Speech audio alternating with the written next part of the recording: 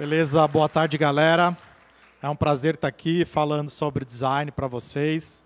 Agradeço a B Startup, agradeço ao Amuri pelo convite. Quero saber daqui quem é empreendedor, quem está começando o negócio ou já empreende. Legal. Vocês são o público que eu quero atingir hoje, nesse dia, eu quero falar diretamente para vocês. Eu vim falar sobre Design Thinking, mão na massa, na prática. Um pouquinho sobre...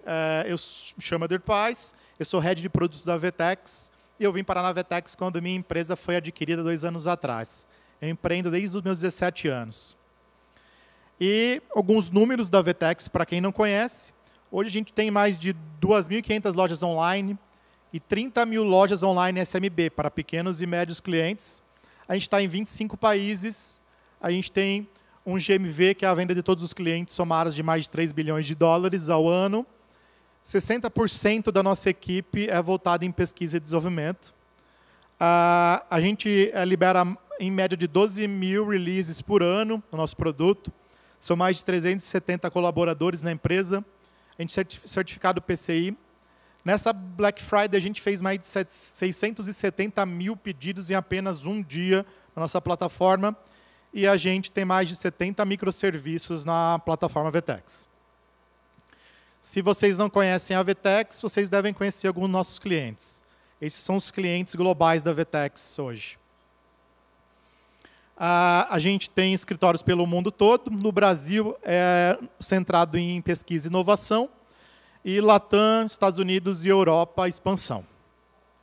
A gente é listado também no quadrante da Gartner e no quadrante mágico do e-commerce. E para a gente conseguir falar sobre esse assunto, eu quero colocar todo mundo na mesma página, eu quero dar um contexto. E começando pela definição do que é Design Thinking, que é um processo de resolução de problemas de forma coletiva, centrado nas pessoas. E eu quero falar cada parte dessa frase.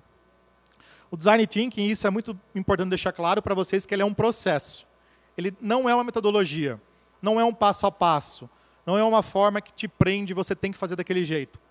Ele é um modelo mental, ele é um mindset, ele é uma virada naquilo que vocês conhecem até hoje, no modelo de pensamento. E se eu hoje conseguir que pelo menos um de vocês consiga mudar essa mentalidade, eu vou ficar muito contente. E esse processo, para que ele serve? Para resolver problemas.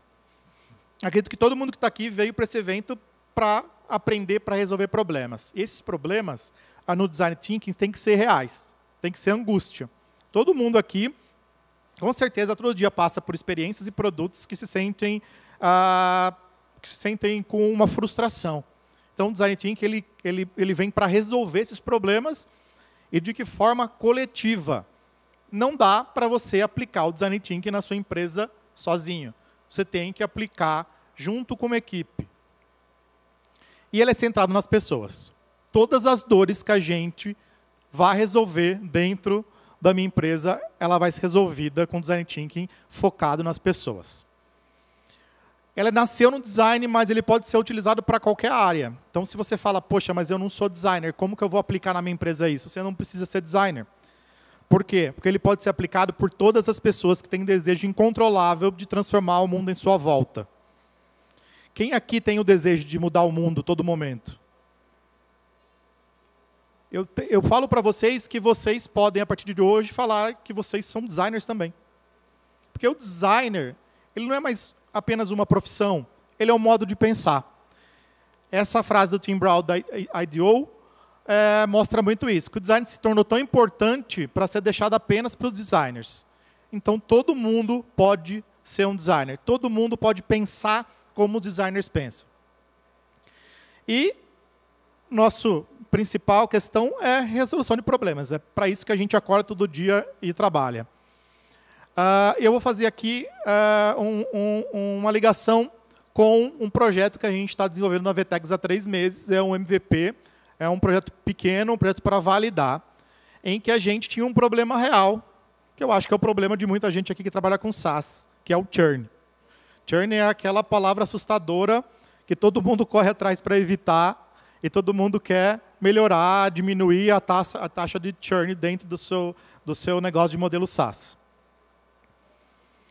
E qual é o material que eu utilizo para conseguir fazer o Design Thinking combater esse problema do churn? Eu utilizo de pessoas. É fundamental para eu conseguir fazer qualquer sessão de Design Thinking se eu tiver pessoas engajadas nisso. E uma equipe multidisciplinar cheia de ideias para chegar numa solução. Então, sempre é de forma coletiva, colaborativa. Algo muito importante dizer é que ninguém, por mais expert seja, mais experiente seja, é tão gênio, é tão super-herói ao ponto de igualar a força, o potencial que o coletivo tem. Então, se você pensar em 2, 3, 4, 5 pessoas, ele é um potencial muito maior do que qualquer gênio, qualquer grande expert do nosso mundo corporativo. E a diversidade ela é muito importante. Reúna pessoas que pensem diferente. Não tragam pessoas que pensem iguais. Então, quanto maior a quantidade de disciplinas, idades, gêneros, culturas, contextos, melhor, mais efetivo vai ser sua sessão de Design Thinking. E, super importante, vocês que ergueram a mão, são os empreendedores, tomadores de decisão, vão falar o sim ou não, participem. Participem da sessão.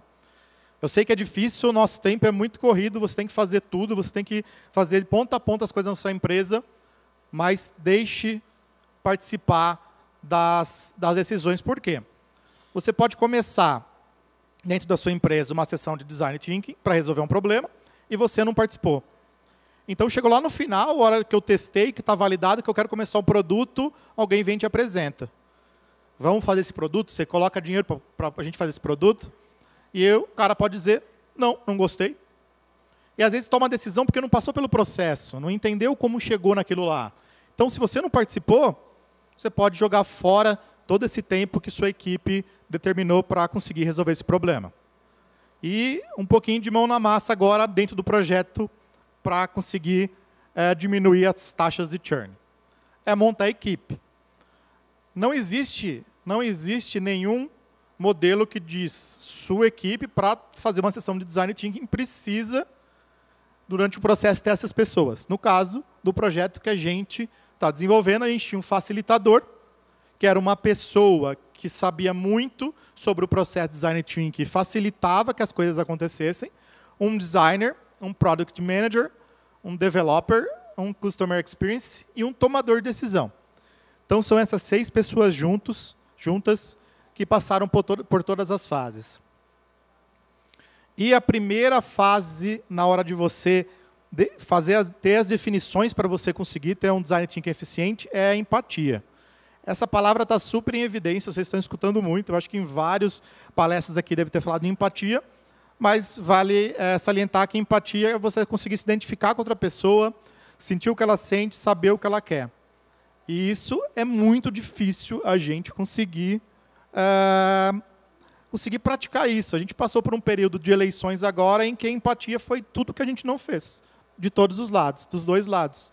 A gente não conseguiu se colocar no lugar do outro, a gente não conseguiu entender as dores do outro, a gente só pensou nas nossas ideias. Para isso precisa de muito desapego, muito treinamento e se doar completamente, porque se você não consegue a empatia, você não se coloca no lugar do usuário, você não sente a dor dele e você não constrói nada eficiente. E uma das maneiras de você praticar essa empatia é observando e conseguindo enxergar que essa pessoa está sofrendo com aquela situação, se colocando no lugar dela. E mão na massa, a gente identificou nossos 2 públicos principais, que são os lojistas, ou seja, aquelas pessoas que assinam a nossa plataforma e vendem online, e os parceiros, todas aquelas empresas e profissionais que fornecem serviços e soluções para os nossos lojistas, que a gente chama na Vetex de ecossistema. E a gente, como metodologia, a gente utilizou pesquisa quantitativa para a gente entender como essas pessoas pensam. Aqui tem alguns insights para você utilizar na hora de fazer uma pesquisa de alguns passos. Seleciona a base de 5%, 10%, pode ser 1%, pode ser 50%, dependendo daquela amostragem que você quer.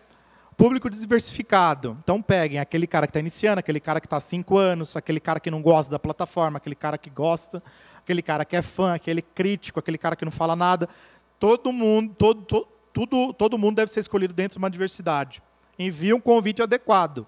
Se você tem clientes bastante engajados, você pedir para esse cara fazer, ok. Se não tem, dá algum brinde para esse cliente, dá algum gift card, dá algo dentro do seu produto que ele possa conquistar com isso. Faça entrevistas presenciais, por call, por formulário, não importa a metodologia que você utilize. O importante é que você consiga fazer isso de maneira rápida e eficiente.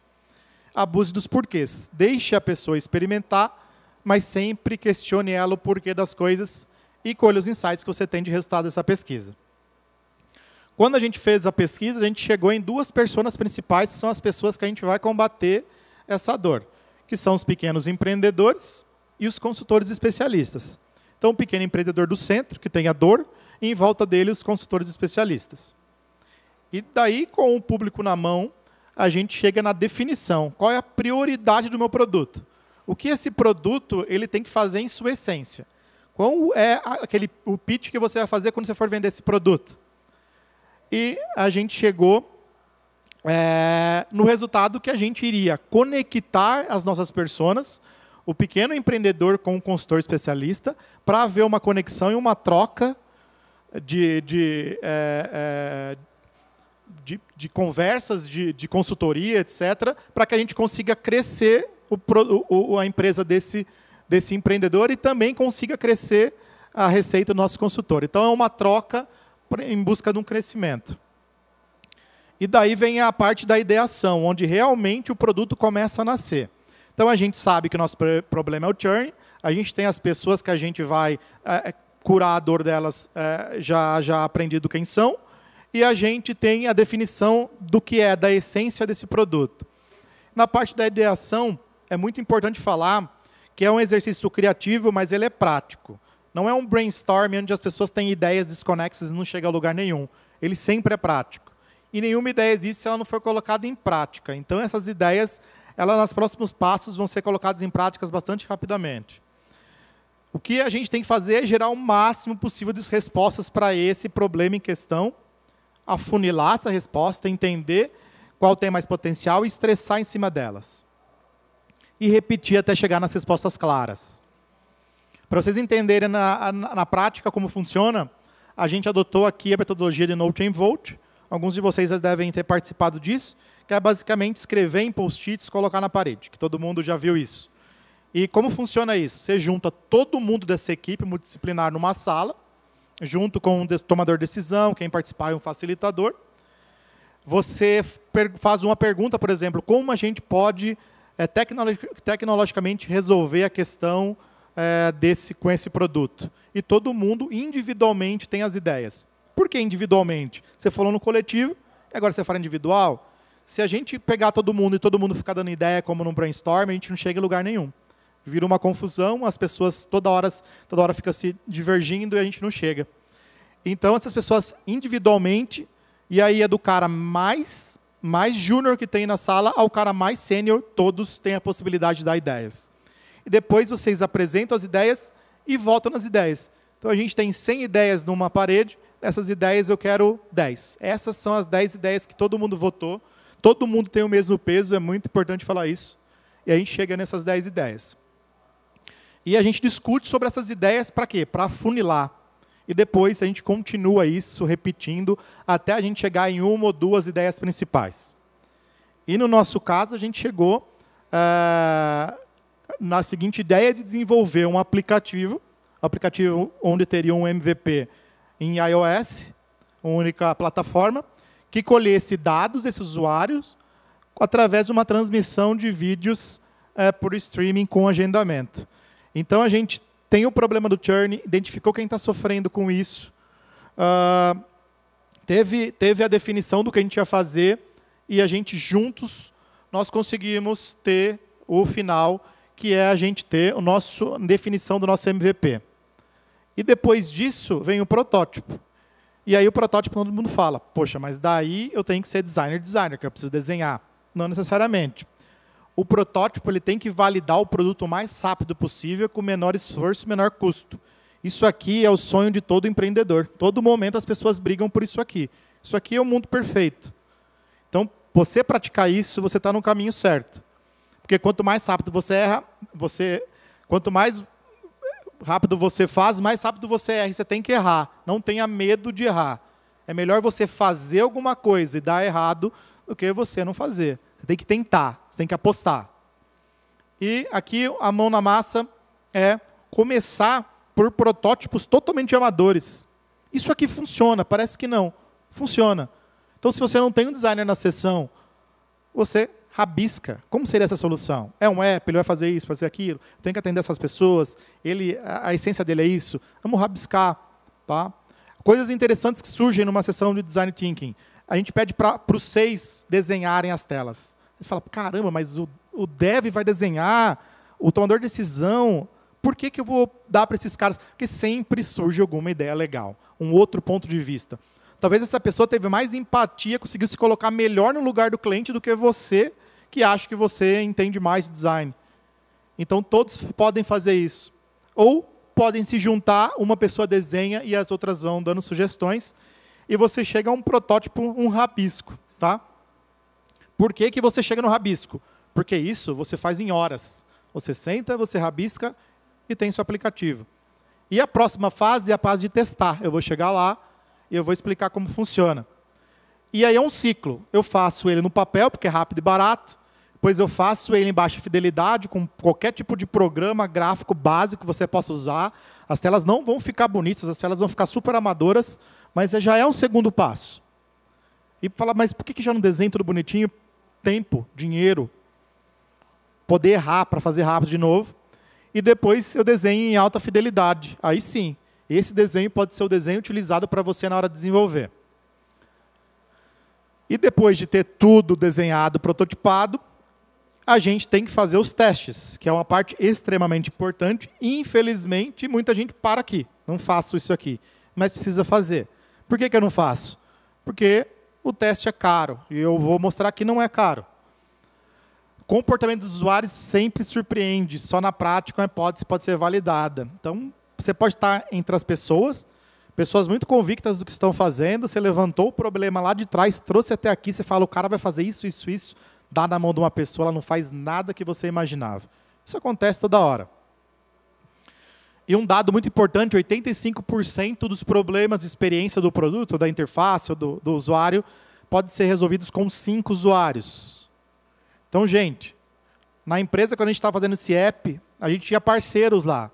Na Vetex, aqui em São Paulo, o nosso escritório é um coworking, metade do escritório é de empresas parceiras, metade do escritório é da gente da Vetex, e a gente tinha parceiros. Então, quero validar com parceiro? Beleza. Coloco na mão dele, de 5. Bato lá e falo, cara, você tem 1 minuto. E isso pode conseguir validar 85% dos problemas. E mão na massa.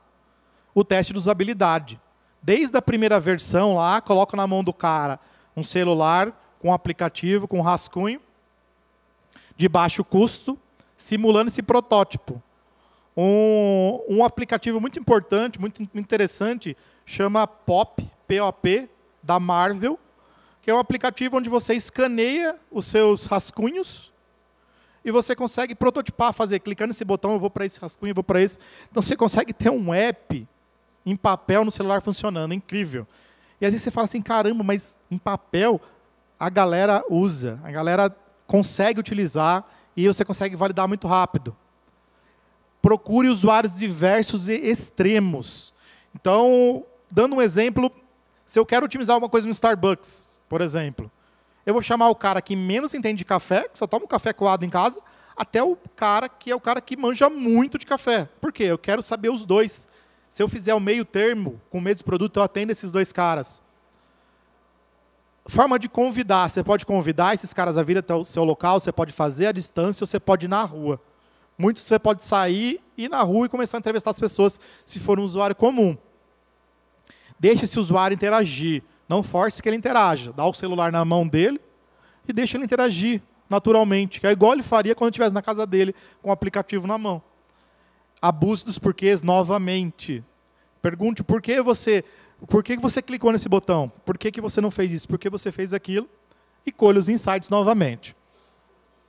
Então, a gente tem lá do começo o problema, o que está doendo. Muitas vezes também, isso é legal falar, eu não falei lá atrás, a gente já tem a ideia, ainda mais empreendedores, a gente dificilmente, quando o empreendedor ele começa com uma dor. Ele tem a ideia já, e daquela ideia eu tenho que... Aí você fala, mas aí eu não passo por aqueles processos. Eu passo, porque eu valido minha ideia. Eu vejo se essa ideia faz sentido. Tá? Dentro de empresas que têm equipes de pesquisa e desenvolvimento, eu tenho dores, que eu posso resolver, que era o nosso caso aqui. Então, você tem a ideia, define quem sente a dor desse problema, você define a essência do seu negócio, você tem a parte das ideias, você prototipa, você testa, e aí? Funcionou ou não funcionou? Não funcionou? Volta para a ideação e refaz o processo. Não tem problema você errar, e normalmente você vai errar. Dificilmente você, numa sessão, consegue começar e falar, poxa, tive, sei lá, 90% de satisfação do uso desse aplicativo. Você pode voltar e fazer. E isso, em algumas metodologias, desde lá do começo, podem durar 5 dias, pode durar 15 dias. Existem metodologias como Design Sprint, que ele leva apenas 5 dias para fazer todo esse processo. De ter a ideia até colocar na mão do usuário. E daí, deu certo, validou, testou, a gente vai para o produto. E você vai entender se essa sua solução é viável. É viável? Validou? Então eu tenho meu MVP. Então faça acontecer.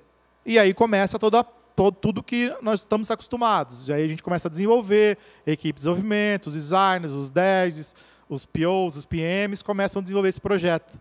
Mas isso aqui, antes desse processo, é o mais importante. Senão você coloca na mão dos seus desenvolvedores, dá um escopo para eles desenvolvem, gasta milhões, e aí fala, caramba, não é o que eu esperava. Por causa de 1, 2 semanas, 1 mês fazendo esse tipo de processo. E algumas conclusões que a gente consegue tirar olhando essa abordagem, esse pensamento de Design Thinking. Produtos de péssima qualidade, que a gente está muito acostumado a lidar dia a dia, eles trazem angústia nos usuários, eles ferem a dor do usuário, eles cutucam o usuário, eles deixam os usuários tristes. Então, o nosso papel é fazer da dor, da insatisfação, da frustração desses clientes, a gente transformar em alegria, prazer e até diversão. E desenvolver produtos, ao invés de orientados à entrega final, em produtos com a satisfação durante todo o processo. Um exemplo, para mostrar melhor isso aqui. Aplicativo de delivery.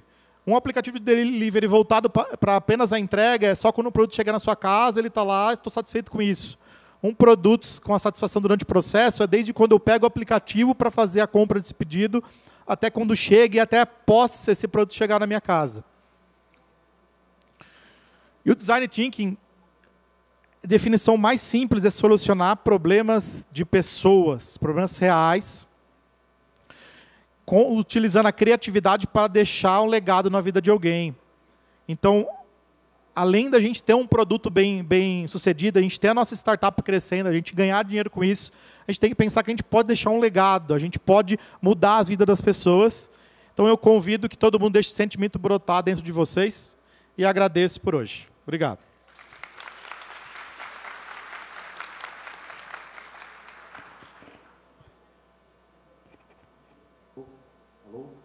Nós temos alguns minutos para poder fazer pergunta. Quem quiser fazer pergunta, levanta a mão aí, tem um microfone do lado de cá.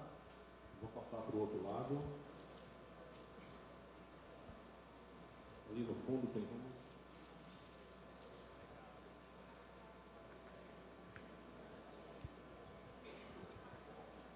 Boa noite, meu nome é Gabriel. You know I believed it, but I still haven't found what I'm looking for. But I still haven't found what I'm looking for. Quando você começou com a ideia, até quando você entregou em produto, depois está crescendo o produto, ela existe nesse período todo. Tá? Aqui foram alguns dos passos para você conseguir explorar o Design Thinking. Então, ele não acaba, ele muda a mente das pessoas e ele continua durante todo o processo. Tá? Durante essa exploração que eu mostrei aqui, a gente tem algumas metodologias como Design Sprint, onde é totalmente livre, dentro de uma sala, as pessoas interagindo. Então, a gente tem várias ferramentas que a gente utiliza para isso. Tá? O Scrum a gente utiliza após a validação. A gente validou rapidamente esse produto, aí a gente utiliza o Scrum para conseguir entregar o produto em si. Mas o Design Thinking ele não pensa nele como um passo a passo. Pensa nele como um mindset mesmo. Perguntas?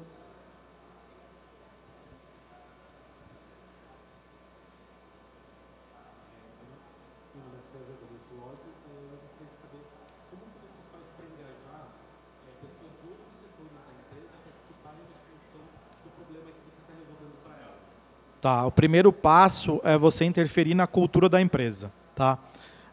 Isso é muito difícil, isso não é rápido, isso não é fácil, não é instantâneo. Mas você começa interferindo na cultura da empresa. As empresas hoje, na sua grande maioria, elas empregam o processo de Design Thinking no pensamento das pessoas que estão trabalhando na empresa. Quando você começa a mostrar que isso é importante, começa a mostrar resultado, você começa a engajar as pessoas. Se sua empresa não tem essa prática, fica muito mais difícil. E aí vai de você conseguir convencer as pessoas a participar de pelo menos uma sessão. Eu tenho certeza aqui que quem não participou, quando participa de uma sessão, descobre um mundo assim enorme que você pode explorar e grandes possibilidades. Até o cara que não acredita nisso, a hora que ele vê o resultado final, ele fala, caramba, porque o empreendedor é o mais difícil de convencer, porque é o cara que está lá na correria. Só que se você mostrar para ele que você testou em uma semana e com isso ele vai evitar de perder dinheiro, cara, é tudo o que ele quer.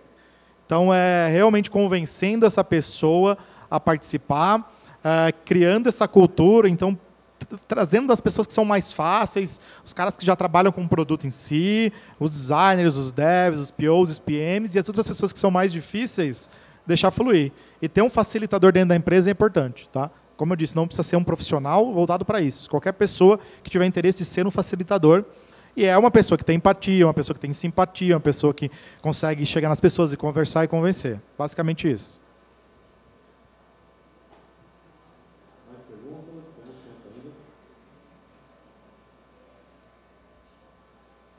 Temos tempo ainda.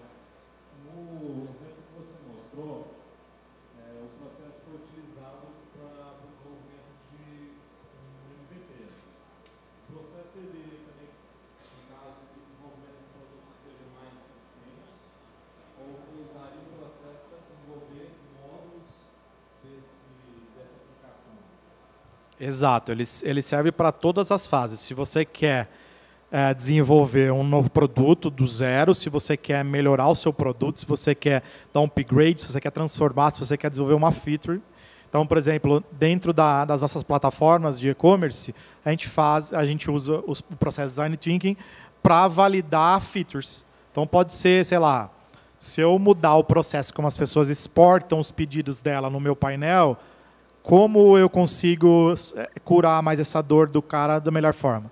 Então, você consegue usar tanto em coisas pequenas como em coisas enormes. O que está errado é você desenvolver isso para uma coisa muito grande. Por quê? Já está errado ela ser grande, porque ela deve começar com MVP. Tá? Eu acredito que um projeto ele sempre deve priorizar. Então, na parte de definição, a gente vai ver a prioridade. Você tem um produto maravilhoso, gigantesco, cheio de coisas que você precisa começar. O que você prioriza nele? O básico, do básico, do básico, do básico, do básico. Tá? Uma coisa bastante importante também é dizer que as pessoas que não conseguem ter empatia e pensar dessa maneira e não se transformaram ainda, elas cortam coisas de produto. Quando a pessoa começa a pensar com empatia, ela começa a priorizar coisas. É totalmente diferente você cortar do que priorizar. Mais alguma? Só do lado de cá as perguntas. Né? Obrigado aí pela conversa. Cara, você disse que os tomadores de decisão é bem importante. A gente tem muita dificuldade em trazer esses caras para o processo. Você tem alguma estratégia de engajamento para esse público? Como é que vocês fazem lá? Cara, na Vtex a gente sempre tem um líder por área. Tá? A gente é uma empresa que pelo menos tenta ser bastante horizontal, em partes consegue, em partes não. Mas a gente sempre tem um líder, tá? Que é o tomador de decisão, normalmente. Agora, em empresas que têm hierarquias, que eu preciso de 5 níveis para aprovar, fica bem complicado. O que você vai procurar trazer é o tomador de decisão mais perto de você possível. Tá? Outra coisa interessante que você pode trazer para dentro do processo são especialistas. Então, eu estou fazendo um projeto de meio de pagamento e dentro da empresa tem um cara que não é do meu squad, não é da minha equipe, mas eu chamo ele para ele participar, não tem problema algum. Até ele vai ajudar muito, porque quando tiver com uma dúvida aqui, eu vou lá, por exemplo, alguém que está fazendo um aplicativo que tem alguma coisa que tem a ver com leis. Cara, eu preciso de um cara que entenda muito disso. Não tem dentro da minha empresa, eu contrato uma consultoria, eu trago um amigo, eu trago um palestrante para fazer uma mini palestra dentro da minha empresa. Tá? Mas a estratégia é conseguir o cara mais acessível. Tá? Não dá para evitar 100% do que chegar lá com a ideia e o cara falar que não. Tá? Mas se o cara falar que não, pelo menos você gastou pouquíssimo dinheiro, pouco tempo e pouco esforço. Difícil é você chegar para o cara, dar na mão dele o celular e falar assim, usa, aplicativo funcionando na App Store, e o cara fala, não publica. E aí complica bastante. Perguntas?